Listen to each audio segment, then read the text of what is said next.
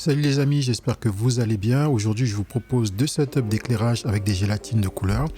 Le premier setup va être avec deux parapluies et le deuxième setup, ça sera avec un optical snoot et un parapluie.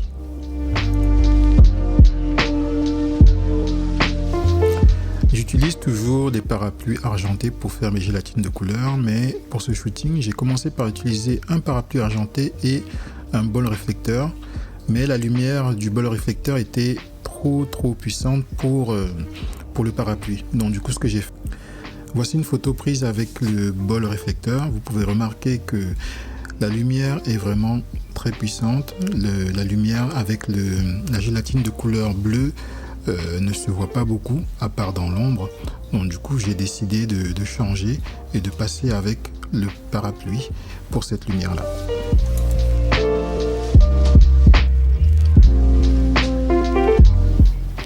J'ai positionné les deux lumières à équidistance du modèle. Le but ici est de vraiment régler la puissance de chaque lumière afin d'avoir le résultat voulu.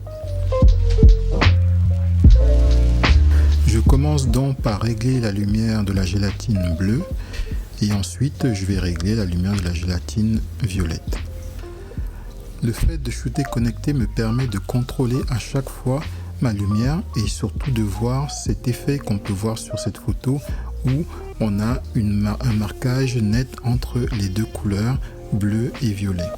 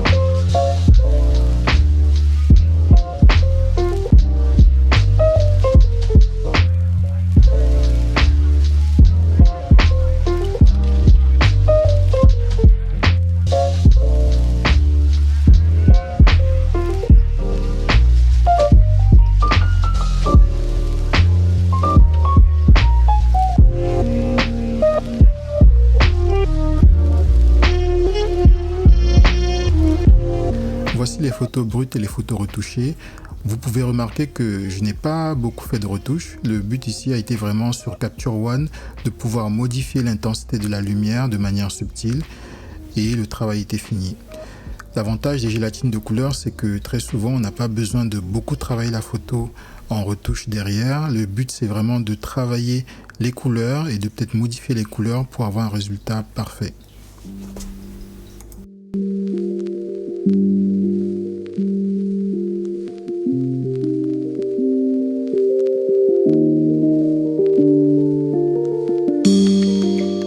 Pour cette deuxième partie du shooting, on a toujours utilisé deux éclairages. Donc le premier, c'était le parapluie argenté avec la gélatine bleue. Et le deuxième, c'était le snoot optique. J'ai installé le snoot optique sur le Godox AD300 et la gélatine sur le Godox AD600 Pro. Ensuite, la première chose, c'est de trouver la bonne intensité de lumière pour la lumière principale. La lumière principale ici, c'est la gélatine bleue. Et donc du coup, voici les images de mes réglages.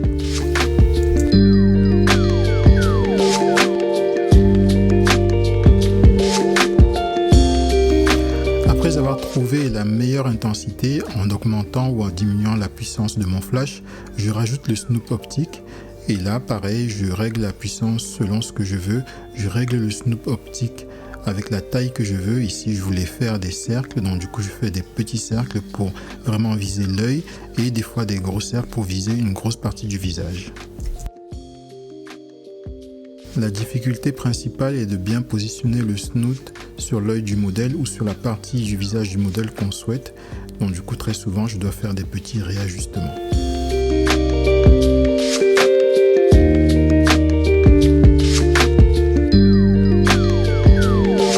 Moi je suis comme ça là, c'est comment?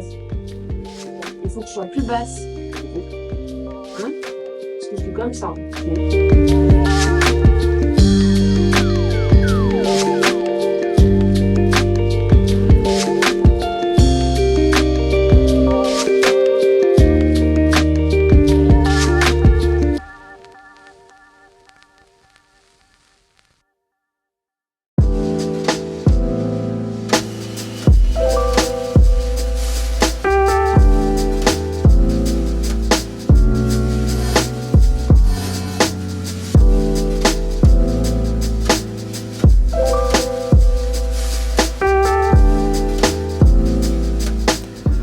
Pour le travail de retouche de cette photo, ça a été très simple.